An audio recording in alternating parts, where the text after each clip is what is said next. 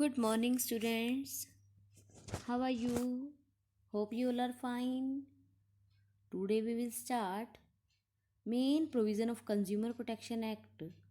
Last video में हमने complete किए थे हमारे कुछ कंज्यूमर प्रोटेक्शन काउंसिल क्या क्या प्रोविजंस कंज्यूमर प्रोटेक्शन एक्ट के अंदर हैं वो आज हम करने जा रहे हैं यहाँ। तो देखेंगे एक्ट में कौन कौन सी बातें कही हैं, किस किस के अकॉर्डिंग कही गई हैं।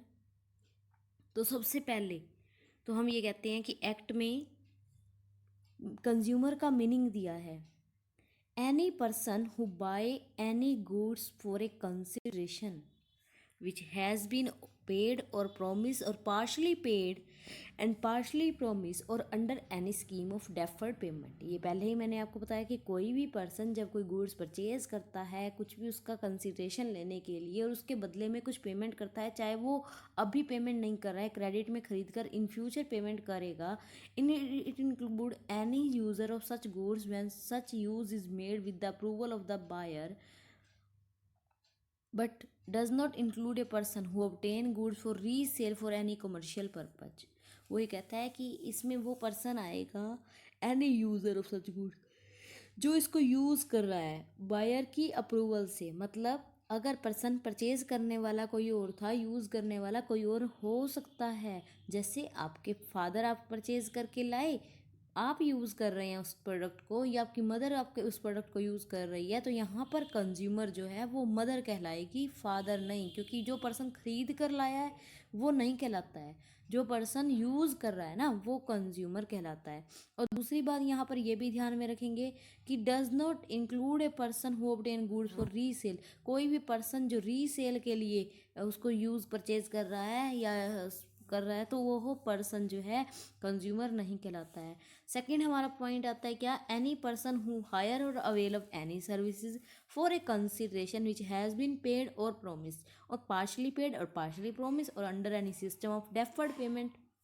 तो यहाँ पर जहाँ पर हमने गुड्स की बात करी है उसके साथ साथ हम सर्विसेज की भी बात करेंगे कि गुड्स के साथ सर्विसेज के लिए भी जो है ये अप्लाई होता है, जो कि हम कह सकते हैं कि पार्शली पे किया गया हो या फिर पूरा पे किया गया हो, लेकिन कुछ कंसिडरेशन लेने के लिए। और ये भी वही चीज़ है कि it include any beneficiary of service when such service are availed of with the approval of person concern but does not include a person who avail of such service are in commercial purpose. जो person जिसने purchase किया है उसके approval से use कर सकता है वो पर्सन भी कंज्यूमर होता है, लेकिन इसको हम कमर्शियल पर्पज़ के लिए रीसेल कर रहे हैं या दोबारा दे रहे हैं किसी को, तो वो हम पर्सन कंज्यूमर नहीं कहलाएगा। इसके बाद हमारा नेक्स्ट पॉइंट जाता है क्या, ग्राउंड फॉर कंप्लेंट्स। कंप्लेन के लिए क्या आधार रहेगा, किस बेस पर आप कंप्लेन कर सकते हैं, वो पॉइंट देखा जाएगा यहाँ पर। तो सबसे पहले हम कहते हैं कि अनफेयर रिस्ट्रिक्टिव ट्रेड प्रैक्टिस। पहला जो हमारा कंप्लेन करने के पीछे बेस रहेगा, किस बेस पर आप कंप्लेन करते हैं, वो पॉइंट अगर हम बात करें तो when a consumer is victims by unfair restrictive behaviour of any businessman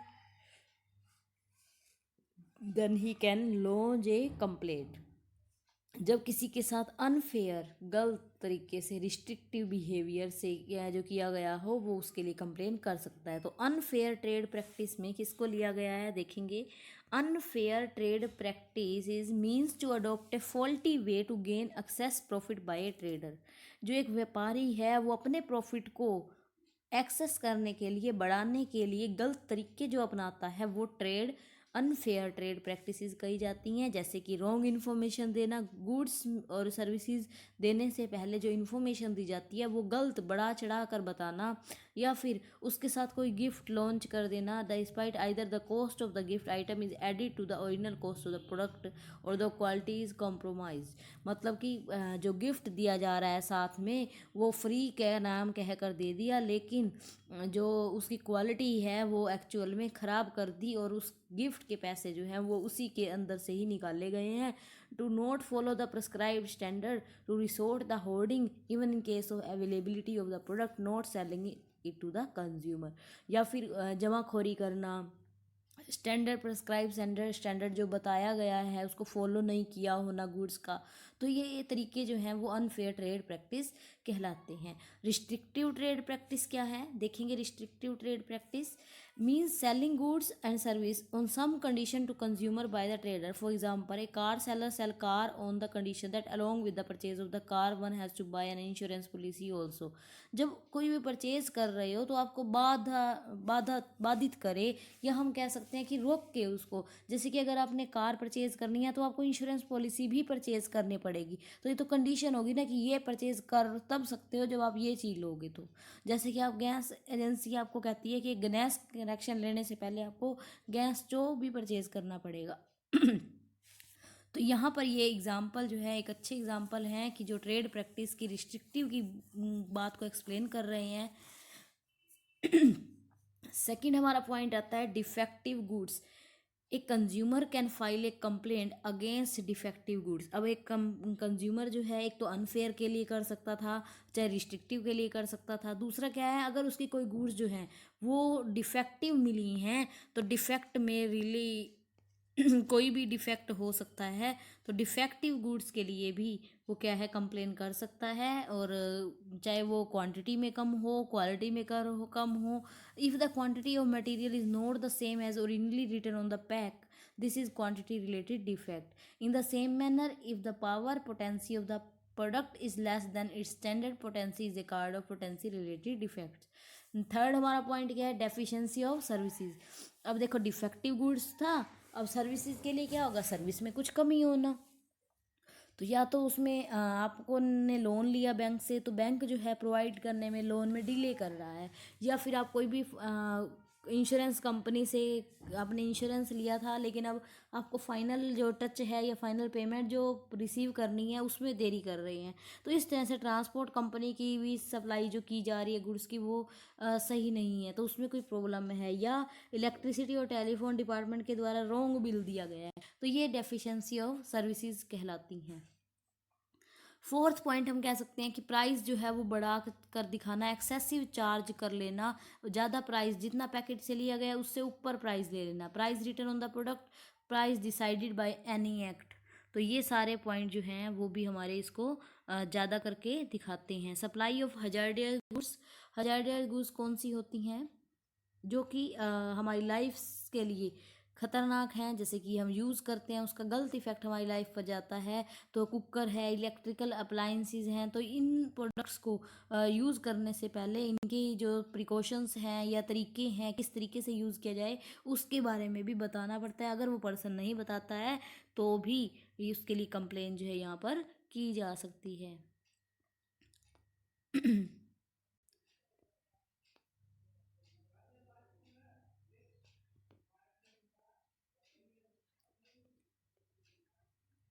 उसके बाद जब हम बात करें तो यहाँ पर आता है कि 3 tyre judicial machinery. Third point हमारा कहता है कि प्रोविजनल एक्ट में क्या है कि 3 टायर जुडिशियल मशीनरी को भी बताया गया है कि इस चैप्टर में आप डिटेल में पढ़ेंगे कि जो डिस्ट्रिक्ट फॉर्म, स्टेट कमीशन और नेशनल कमीशन बनाए गए हैं आपकी कंप्लेंट्स को सुलझाने के लिए, उसके लिए आपको जुडिशियल देने के लिए। तो नेक्स्ट हमारा पॉइंट है क्या, complaint disposal period. Under this act, there is a provision for disposal of complaints expeditiously. In normal situation, the maximum time limit for this period is 3 month. मतलब 3 मंथ के अंदर आपकी जो प्रॉब्लम है या जो भी आपने कंप्लेन की थी उसका निवारण कर दिया जाएगा। If under some special condition there is need to test the product and the maximum time limit is 5 month. जो प्रोडक्ट ऐसा भी है कि उसके टेस्ट के लिए लैब में भेजना पड़ता हो या कुछ ऐसा हो तो उसके लिए जो है 5 मंथ के अंदर आपकी प्रोडक्ट से रिलेटेड जो समस्या थी उसको सुलझा दिया जाएगा। अब बात आती है हु कैन फाइल कंप्लेन, कौन कंप्लेन कर सकता है। तो एक कंज्यूमर कंप्लेन कर सकता है, एक कंज्यूमर की तरफ से कंज्यूमर एसोसिएशन कर सकता है, एक या एक से ज़्यादा कंज्यूमर कर सकते हैं, स्टेट गवर्नमेंट कर सकती है और सेंट्रल गवर्नमेंट भी कंप्लेन कर सकती है। नेक्स्ट हमारा पॉइंट क्या है, against whom can the complaint be filed. Complain किस लिए की जाएगी, किसके, कौन करता है और क्यों करेगा, किसके लिए। फॉर डिफेक्टिव गुड्स के लिए सेलर और मैन्युफैक्चरर के लिए, या फिर गुड्स की डिफेक्टिव गुड्स के बारे में बताएगा, या डेफिशिएंसी ऑफ सर्विसेज के बारे में बताएगा। अब डेफिशिएंसी ऑफ सर्विसेज क्या हो सकती हैं, या तो शॉर्ट कमिंग, या इनएडिक्वेंसी, या क्वालिटी, नेचर और मैनर की बात। तो यहाँ पर ये चीज़ जो है वो रहेगी। फिर बात आती है कंप्लेंट फ़ी, क्या कुछ फ़ी देनी पड़ेगी? Yes, every complaint his fixed fee is deposited either court fee or any other expenses are not to be paid. Court की फीस नहीं लगती है, लेकिन हाँ उसको कंप्लेन कराने के लिए कुछ फीस जो है वो पे करनी पड़ती है। कोई वकील के चार्जेस नहीं लगते हैं, कोर्ट से रिलेटेड कोई एक्सपेंसेस नहीं होती हैं। Relief remedies available to consumer, consumer को क्या, अगर उसकी जो शिकायत थी या जो कंप्लेन थी उसका निवारण किस तरह से किया जाएगा, क्या उपचार होंगे उसमें, किस तरह से रिलीफ मिलेगा उसको। तो जो डिफेक्टिव गुड्स था उसको या तो रिमूवल करके दिया जाएगा। If after proper testing the product prove to be defective then the remove its defects order can be passed by authority concern, या फिर गुड्स को उसके डिफेक्ट को दूर करके दिया जाएगा, या रिप्लेसमेंट वुड बदल कर एक नया प्रोडक्ट दिया जाएगा। प्राइस वापस किए जा सकते हैं। अवार्ड ऑफ कंपनसेशन, जो भी उसकी क्षतिपूर्ति हुई है वो अमाउंट जो है उसको दे दी जा सकती है। ऐसे ही कोई सर्विसेज ली हैं तो उसको रिमूव किया जा सकता है सर्विसेज की डेफिशिएंसी को। तो हम ये कह सकते हैं कि इस टाइप से कंज्यूमर के कंप्लेंट्स को जो है लेकर रिलीफ उसे दिया जाता है। और discontinuance of unfair restrictive trade practices, अगर कंप्लेन की थी पर्सन ने तो आगे से उसके ऊपर बैन लग जाता है, वो ये काम जो है अनफेयर ट्रेड प्रैक्टिसेस नहीं कर पाएगा, तो ये चीज़ भी एक अच्छी हो जाती है। दूसरा, हजार्डेड गुड्स की सेल जो है उसको स्टॉप कर दिया जाएगा। Withdrawal of hazarded goods from the market, market में से ही निकलवा दी जाएंगी। पेमेंट ऑफ एडिक्वेट कॉस्ट, और in the end there is a provision in this act that the trader should pay adequate cost to victim concerned, तो उसको भी एक adequate cost जो है उसको पे करनी पड़ेगी जो भी उसको प्रॉब्लम्स हुई है उसके बदले में। और इसके अलावा प्रोविजनल एक्ट में हमारे को ये कंज्यूमर के राइट्स मिले हैं, जो कि हम ये कहते हैं कि कंज्यूमर राइट जो कंज्यूमर को प्रोटेक्ट करने में काम करते हैं। जैसे कि कंज्यूमर को कुछ राइट दिए गए हैं, उसका वो यूज़ करे तो वो एक बेटर प्रोटेक्शन पा सकता है। राइट टू सेफ्टी, क्या है right to safety? A consumer has the right to safety against such goods and services as are hazardous to his health, life, and property. For example, superior and substandard drugs, appliances made of low quality raw materials such as electric press, pressure cooker, etc. Low quality food product like bread, milk, jam, butter. The consumer have to right to safety against the loss caused by such products. उसको अपनी safety करने का अधिकार है। Consumer को ये right है कि वो अपनी सुरक्षा कर सके। अब सुरक्षा किन चीज़ों से करेगा? जो चीज़ें गलत मिली होंगी उनसे करने का, या फिर जो चीज़ें खतरनाक हैं या हम कह सकते हैं कि मिलावट वाली हैं तो उनसे जो है ये सेफ्टी करने का उसको राइट है। सेकंड पॉइंट हमारा आता है राइट टू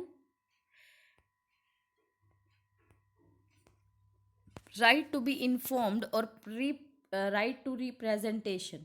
उसको ये राइट है कि वो अपने प्रोडक्ट को के बारे में इंफॉर्मेशन ले सके। कुछ भी पूछना चाहता है, उसको कोई भी डाउट्स हैं, कुछ भी बात है, तो वो उसके लिए वो सारी इन्फॉर्मेशन, चाहे वो क्वालिटी से रिलेटेड, पोटेंसी से, स्टैंडर्ड रेट से, तो ये सारी जो है इन्फॉर्मेशन सेलर से ले सकता है। राइट टू चूज़ करने का अधिकार भी है उसे। ऐसा नहीं है कि आपको सिर्फ एक ही चीज़ दिखाई जाए और आप उसी में से ही मतलब कि आपकी मर्जी है, चॉइस है कि आप उसको परचेज़ करो या नहीं।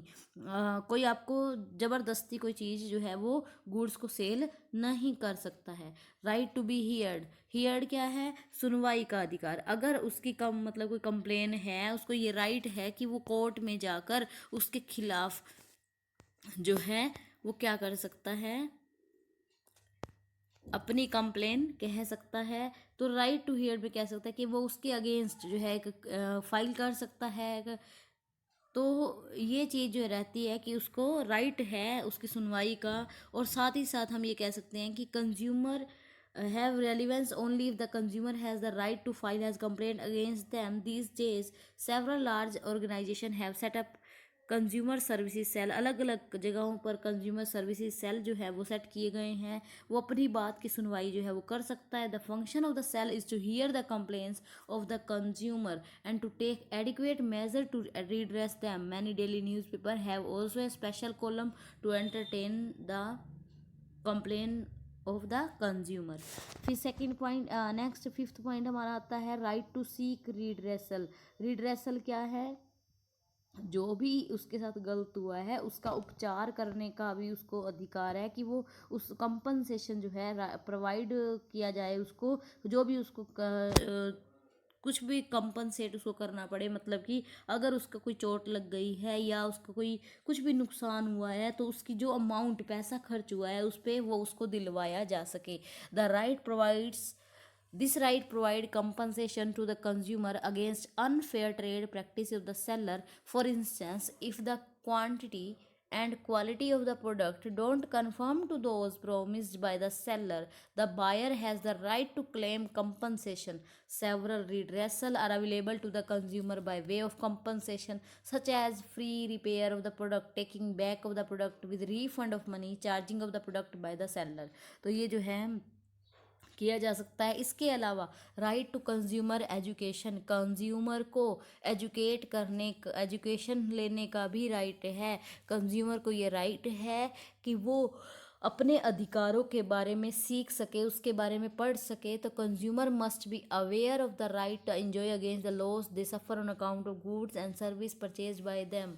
तो वो कंज्यूमर को जब एजुकेट किया जाएगा तब ही वो अपने अधिकारों के लिए लड़ सकता है, क्योंकि ये जब एजुकेशन दी जाएगी तो वहाँ पर ये बताया जाता है कि आपको कंप्लेन कैसे करनी है, कहाँ करनी है, किस तरह से, क्या प्रोसीजर उसका रहता है। तो आपने देखा होगा कि कंज्यूमर को जगाने के लिए उपभोक्ता जागरण या फिर जागो ग्राहक जागो या संरक्षण उपभोक्ता का, इस टाइप के जो है कंज्यूमर डे भी 15 मार्च को मनाया जाने लगा है। वो इसी चीज़ों के लिए ही है जो कि कंज्यूमर को प्रोटेक्ट करने का काम करते हैं। In addition to above mention 6 right of the consumer under United Nation organisation guidelines also 2 more rights.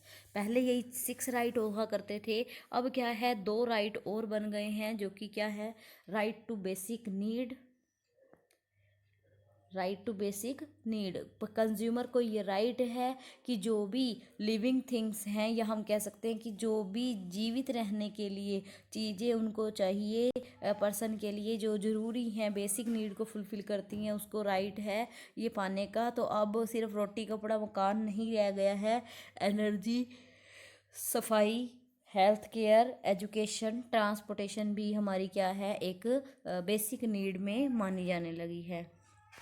इसके अलावा हमारा जो नेक्स्ट पॉइंट है राइट टू हेल्थी एनवायरनमेंट। तो सबसे पहले हमारा जो था वो है राइट टू बेसिक नीड्स और दूसरा है right to healthy environment. Healthy environment का उसको राइट है कि प्रोवाइड करे कंज्यूमर को, जो सेलर है या मैन्युफैक्चरर है, वो एनवायरमेंटल पोल्यूशन ना हो। तो इससे क्या है उसकी लाइफ को ख़तरा हो सकता है, तो वो चीज़ भी क्या है उसको राइट है कि वो हेल्थी इन्वायरमेंट में रहे। तो हेल्थी इन्वायरमेंट में रहने के लिए उसको उन पर्सन के लिए जो कि प्रदूषण फैला रहे हैं कंप्लेन कर सकता है।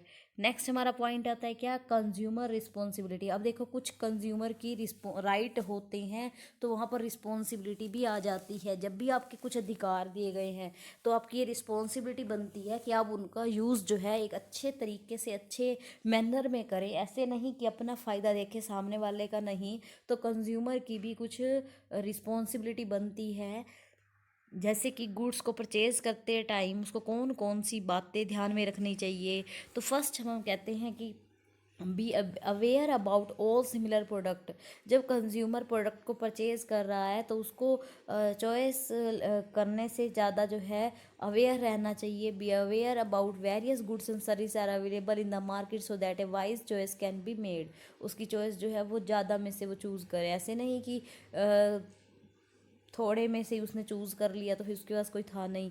तो focus on only standard product पर ही जो है उसका फोकस होना चाहिए। जैसे कि ISI मार्क वाली इलेक्ट्रिकल गुड्स को उसको परचेज़ करना चाहिए। अगर फूड प्रोडक्ट है तो EPO या FSSAI जो है उसकी एक स्टैम्प होती है वो लगी होनी चाहिए, या हॉलमार्क ज्वेलरी पर हॉलमार्क लगा होना चाहिए।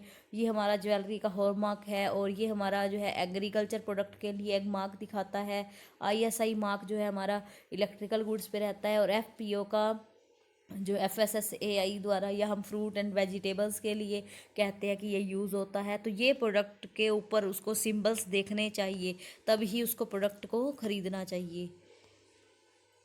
Consumer must B quality conscious, consumer को क्वालिटी कॉन्शियस होना चाहिए।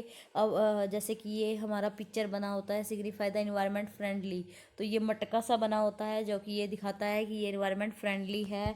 तो ऐसे प्रोडक्ट ही परचेज़ करने चाहिए। Learn about the associated risk, the consumer should learn about the risk associated with product and service, follow manufacture instructions and use the product. तो उसको सीख लेना चाहिए कि इसके लिए क्या रिस्क है, उसको किस तरीके से यूज़ करना है, ये सब। और साथ ही साथ रीड लेबल केयरफुली, लेबल के ऊपर भी कई बार एक्सपायरी डेट या वेट मैन्युफैक्चरिंग की बात लिखी होती है, तो उसको ऐसे ही जब जल्दबाजी में नहीं खरीदना चाहिए। ध्यान देना चाहिए कि क्या लिखा है उस पर, और क्या वो जो चाह रहा है वो वही चीज़ है या नहीं। Assess assert yourself, the consumer should assert himself herself to get a free deal. Be honest in your dealings, the consumer should be honest in his dealing. Choose only from legal goods and services, ऐसी goods ही purchase करो जो legal है। अगर आप illegal goods को purchase कर रहे हो तो वो भी क्या है, आप उसके लिए कंप्लेन जो है नहीं कर सकते हैं, क्योंकि आपने परचेज खुद ही इलीगल किया है। तो पहले तो आपके ऊपर केस बनता है। फिर क्या है, discourage unscrupulous practice like black marketing, hoarding etcetera. आप खुद भी अगर जमाखोरी वालों लोगों से, मतलब जो ऐसा काम कर रहे हैं उनसे ही परचेज कर रहे हो, उनको बढ़ावा देने के काम करते हो, तो भी वो गलत है। तो इसलिए अपनी डीलिंग में होनेस्ट बनना चाहिए। फिर साथ ही साथ हम ये कहते हैं कि जब भी आप बिल लें, बिना बिल लिए मत आइए। कैश मीमो रसीद जो है वो लेनी ज़रूरी है। हर परचेज पर cash memo should serve as a proof of the purchase made. Always file complaint for genuine grievance. File a complaint in appropriate consumer form of every genuine grievance. Don't hesitate to take an action even when the amount involved is small. तो इस तरीके से मतलब कि अपनी problems, अगर आपकी छोटी भी अमाउंट है तो उसके लिए भी हेजिटेट नहीं करें, क्योंकि गलत तो गलत है, चाहे वो छोटे के लिए हो चाहे बड़े के लिए। फिर आती है बात form consumer societies, the consumer should form consumer societies. Consumer जो है वो कंज्यूमर सोसाइटीज़ में उसको करना चाहिए। This society would play an active role in educating consumer, safeguard किस तरह से वो रह सकता है। तो ये चीज़ जो है उसके इंटरेस्ट के पॉइंट से उसको सिखाती हैं। इन्वायरमेंट की रिस्पेक्ट करनी चाहिए। कोई consumer should respect the environment, they should avoid waste, littering and contributing the pollution. ना तो पॉल्यूशन फैलाना चाहिए, ना उसे कुछ वेस्ट करना चाहिए। तो ये चीज़ें उसको ध्यान में रखनी चाहिए। इसके साथ हम कहते हैं कि way and means of consumer protection, क्या तरीके, क्या मीन्स जो हैं वो कंज्यूमर प्रोटेक्शन के लिए बनाए गए हैं। तो सबसे पहले हम कहते हैं कि सेल्फ रेगुलेशन बाय बिजनेस। पहले तो बिजनेस के द्वारा ही सेल्फ रेगुलेट किया जाता है। हर पर्सन कंज्यूमर को किंग मानता है, तो किंग को सेटिस्फाई करना उसका काम होता है। तो हर बिजनेस, हर जो एंटरप्राइज है जो कि कंज्यूमर को अपने प्रोडक्ट बेचना चाहती है, तो वो पहले खुद ही अपने आप को इस तरीके से रेगुलेट करेगी कि कंज्यूमर को प्रोटेक्ट किया जा सके।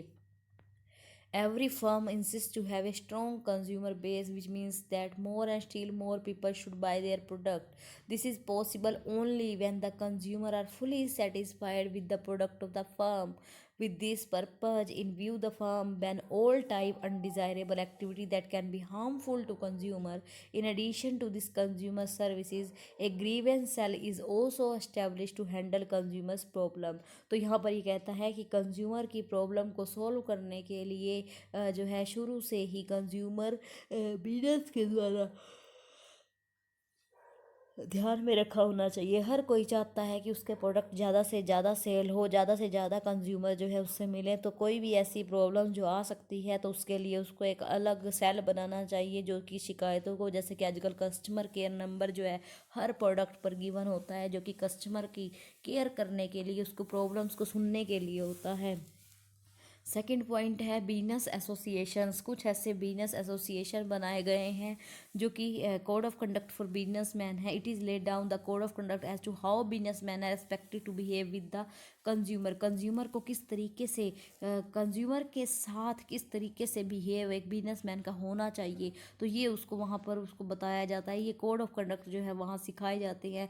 जैसा कि फिक्की और CII confederation of Indian industry have propose their code of conduct which govern of the attitude of the member toward consumer. Consumer के साथ कैसे बिहेव करना है वो सिखाया जाएगा इसमें। तो थर्ड पॉइंट हमारा आता है कंज्यूमर की अवेयरनेस। कंज्यूमर की अवेयरनेस भी ज़रूरी है कि कंज्यूमर को जल्दबाजी में नहीं खरीदना चाहिए, कंज्यूमर को कॉम्प्रोमाइज़ नहीं करना चाहिए। कभी वो कम प्राइस का परचेज़ करके जो है खुद ही क्वालिटी के साथ कॉम्प्रोमाइज़ कर रहा है, तो उसको ऐसा नहीं होना चाहिए। साथ ही साथ कंज्यूमर को अवेयर रहना चाहिए और कंज्यूमर को अपने राइट के बारे में भी पता होना चाहिए। नेक्स्ट हमारा पॉइंट आता है कंज्यूमर ऑर्गेनाइजेशंस। तो कुछ ऐसे ऑर्गेनाइजेशंस बनाए गए हैं जो कि कंज्यूमर को प्रोटेक्ट करने का एक इम्पोर्टेंट रोल प्ले करते हैं। When a single consumer fail to get his rights he seek help for the consumer organisation. Single consumer जो है अगर फेल होता है अपने राइट्स के लिए, तो वो इन ऑर्गेनाइजेशन इन्हीं पॉइंट्स को देखते हुए बनाए गए हैं। एक अकेला पर्सन जो है वो हिचकिचा सकता है, वो एजुकेट नहीं हो सकता है, लेकिन पूरा ऑर्गेनाइजेशन इसके लिए बनाया गया है जो कि उसकी हेल्प करने में हमेशा तैयार रहता है। इसी तरह से बिजनेस एसोसिएशंस भी हैं जो कि कोड ऑफ कंडक्ट बिजनेस के बनाए गए। सॉरी, कंज्यूमर ऑर्गेनाइजेशंस भी हमारा हो चुका था। नेक्स्ट हमारा पॉइंट आता है गवर्नमेंट का। तो गवर्नमेंट भी एक इम्पोर्टेंट रोल प्ले करती है कंज्यूमर को प्रोटेक्ट करने में, क्योंकि गवर्नमेंट ने अलग अलग एक्ट बनाए हैं। कंज्यूमर प्रोटेक्शन एक्ट बनाया है 1986 में, जो कि गवर्नमेंट के द्वारा ही जो है कंज्यूमर को प्रोवाइड की गई है फैसिलिटीज़। उसके लिए उसने अलग अलग काउंसिल, अलग अलग स्टेट गवर्नमेंट या फिर हम कह सकते हैं कमीशंस बनाए हैं जो भी, तो वो कंज्यूमर की प्रॉब्लम्स को दूर करने के लिए ही बनाए गए हैं।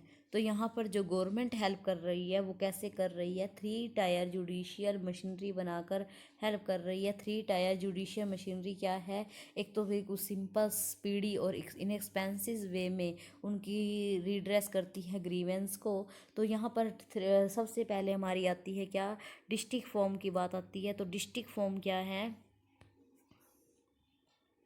District form.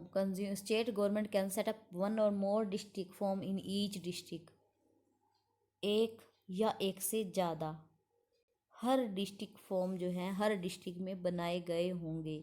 तो देर आर 3 मेंबर्स, इनके 3 मेंबर होंगे, एक प्रिसीडिंग ऑफिसर होगा और 2 पर्सन जो होंगे, एक उसमें लेडी मेंबर होना चाहिए और जो कि स्टेट गवर्नमेंट के द्वारा अपॉइंटेड होते हैं। तो ये इनकी जो प्रिसीडिंग ऑफिसर होगा उसकी क्वालिटी जो है, क्वालिफिकेशन जो है वो डिस्ट्रिक्ट जज के इक्वल होनी चाहिए। और district form hear dispute involving a sum up to 20 lakh, 20 lakh रुपए तक के जो विवाद हैं, डिस्प्यूट्स हैं, झगड़े हैं, उनके लिए कंप्लेन यहाँ पर की जा सकती है। कंप्लेन कंज्यूमर के द्वारा या एक कंज्यूमर एसोसिएशन के द्वारा की जा सकती है। आगे आती है बात, once of the complaint is admitted notice is send to the other party. तो इसकी अदर पार्टी को जो है इन्फॉर्मेशन दे दी जाती है। जैसे ही एग्जामिनेशन इट इज़ अप्रूव्ड, जो इसकी चेकिंग की जाती है कि goods are defective, the district forum can issue one or more following defect directive to the acres party. Defect remove किया जा सकता है या एक नया बदल के दिया जा सकता है या उसकी अमाउंट वापस की जा सकती है या जो भी उसको लॉस हुआ है वो सब कंपनसेट किया जा सकता है। इफ़ नाइदर पार्टी सेटिस्फाई, अगर इनमें से कोई एक भी पार्टी सेटिस्फाइड नहीं है तो वो आगे अपील कर सकती है स्टेट कमीशन में 30 दिन के अंदर। मतलब कि यहाँ से जो रिजल्ट निकला है उससे 30 दिन के अंदर जो है वो आगे अपनी कंप्लेन स्टेट कमीशन में कर सकती है। In order of the state commission can be challenge before the national commission and no further.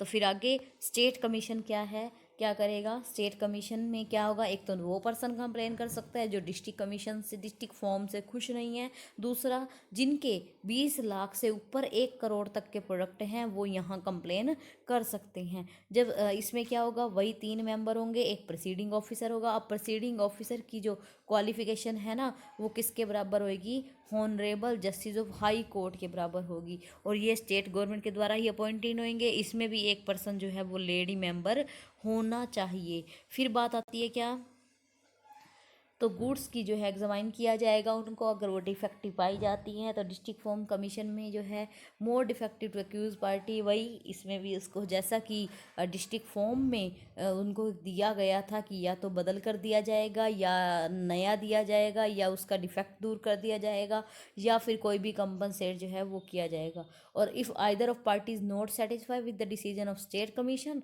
तो वो आगे नेशनल कमीशन में कर सकती है। 30 दिन के अंदर जो है वो अपनी अपील कर सकती है। उसके बाद नेशनल कमीशन में अब कौन पर्सन कर सकता है, एक तो वो पर्सन जो 1 करोड़ से ऊपर के होंगे, दूसरा वो पर्सन जो यहाँ से स्टेट कमीशन से सेटिस्फाइड नहीं है। तो अब नेशनल कमीशन में कितने मेंबर होंगे, 5 होंगे, याद रखेंगे 5। तो पहला मेंबर जो होगा वही प्रोसीडिंग ऑफिसर होगा। अब जो प्रोसीडिंग ऑफिसर की क्वालिफिकेशन है ना, वो सुप्रीम कोर्ट के जज की जितनी होगी। अब देखो डिस्ट्रिक्ट कमीशन, डिस्ट्रिक्ट फॉर्म में क्या था कि जो स्टेट गवर्नमेंट हाई कोर्ट के जज की जितनी होगी। फिर इसकी जो हमारी बात थी कि उसकी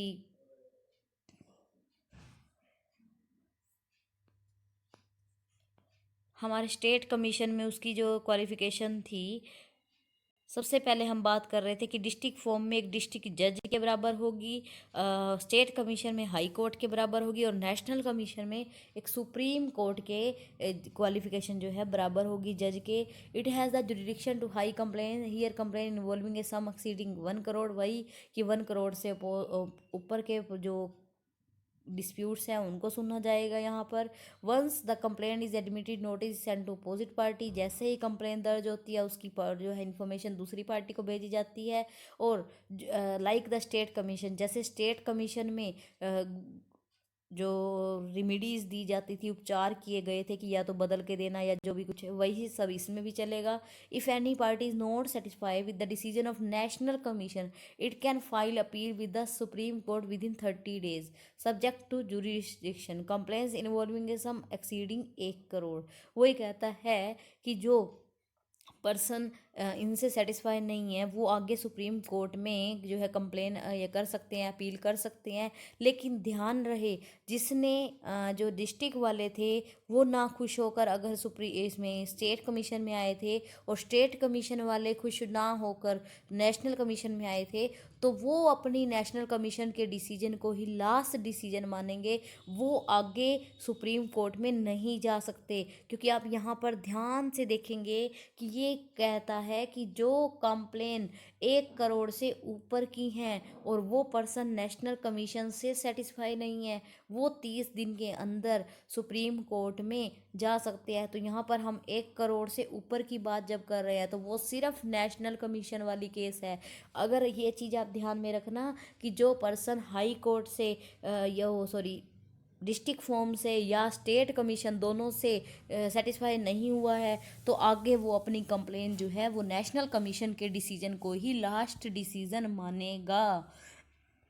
उससे अनहैप्पी होकर वो कहीं भी नहीं जा सकता। अब आगे बात आती है role of consumer organisation and NGO.